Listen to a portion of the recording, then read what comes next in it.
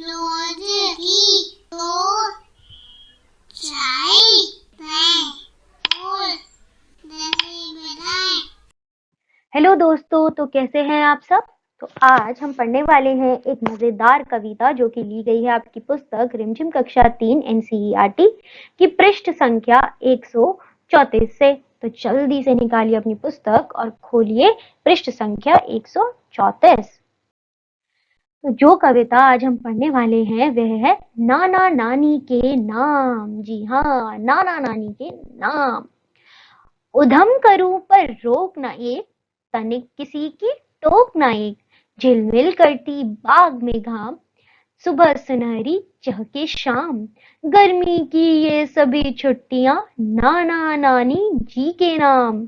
मामी मूर्ख बनाए एक, नानी कथा सुनाए एक।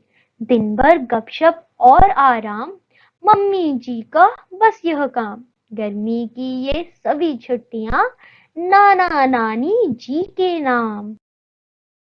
गरम कचौड़ी सुबह को एक, दूध जलेबी पहले एक।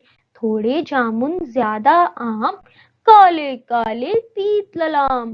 गर्मी की ये सभी छुट्टियां, नाना नानी जी के नाम। चिढ़ाते रहते मामा एक, फुल स्टॉप ना कॉमा एक। मौसी करती प्यार तमाम, इन सबको मैं करूं प्रणाम। गर्मी की ये सभी छुट्टियां, नाना नानी जी के नाम। और यह मजेदार कविता लिखी है गोपी चंद्र श्रीनागर जी ने। तो क्या हो रहा था इस कविता में। तो यह बच्चे कह रहे थे कि हमारी गर्मियों की छुट्टियां किसके नाम कर दी हमने अपने नाना नानी जी के घर के नाम। जी हाँ, नाना नानी के नाम कर दी। तो वहां पे क्या क्या मजे करते हैं ये दोनों बच्चे। उधम करते हैं और कोई भी इन्हें टोकता नहीं है। और बाग में घाम मतलब धूप सेकते हैं। जी हाँ, और क्या कह रहे हैं कि मामी मूर्ख बनाए एक, नानी कथा सुनाए एक। कि मामी हमारे साथ बहुत मजे करती हैं और नानी हमें कहानियां सुनाती हैं। दिन भर गपशप और आराम, मम्मी जी का बस ये काम। और हमारी जो माता जी हैं वह भी बहुत ही मजे करती हैं, नाना नानी के घर पूरे दिन बातें करती हैं और कोई भी काम नहीं करती, सिर्फ आराम करती हैं। तो इसलिए ही वह कह रहे हैं गर्मी की ये सभी छुट्टियां, नाना नानी जी के नाम।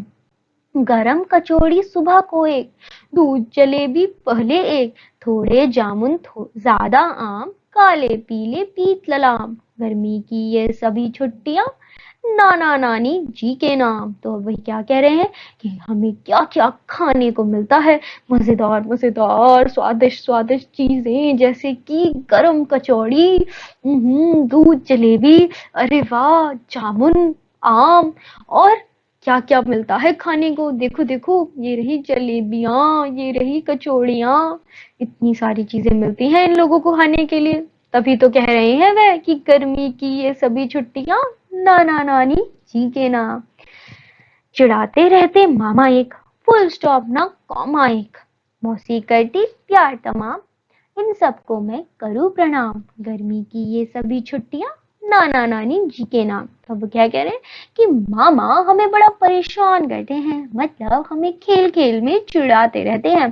बिल्कुल भी फुल स्टॉप या कॉमा नहीं लगाते, मतलब रुकते नहीं है, कोई थाम नहीं है।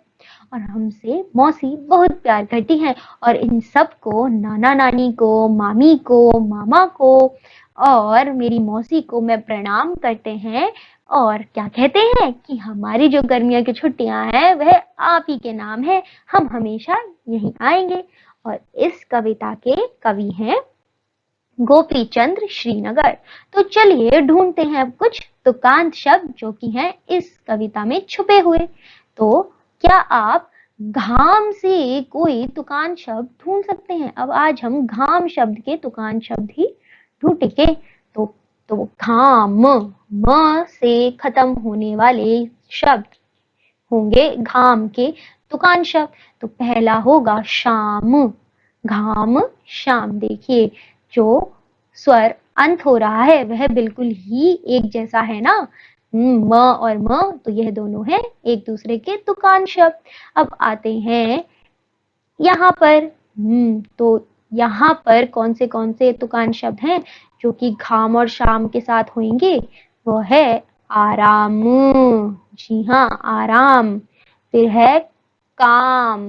जी हाँ, देखा, यह भी तो अंत हो रहे हैं म की ध्वनि के साथ। तो इसलिए यह चारों एक दूसरे के तुकान शब्द है। घाम, शाम, आराम और काम। अब आते हैं यहाँ। तो यहाँ कौन से शब्द हैं? आम और ललाम। जी हाँ, यह दोनों शब्द भी अंत हो रहे हैं म ध्वनि से। तो यह भी हुए ना तुकान शब्द, घाम के, शाम के, आराम, काम, आम, ललाम। फिर फिर क्या हुआ? फिर आता है नाम। जी हाँ, नाम। तो इस पे भी लगा देते हैं एक घेरा। और फिर है तमाम और प्रणाम। जी हाँ, यह भी म शब्द से ही, म ध्वनि से ही हो रहे हैं अंत।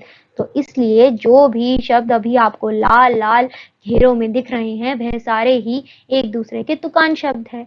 अरे अरे, देखिए, हम यहाँ वाला नाम और यहाँ वाला नाम को घेरा लगाना तो भूल ही गए। इस वाले नाम को भी हमने घेरा नहीं लगाया।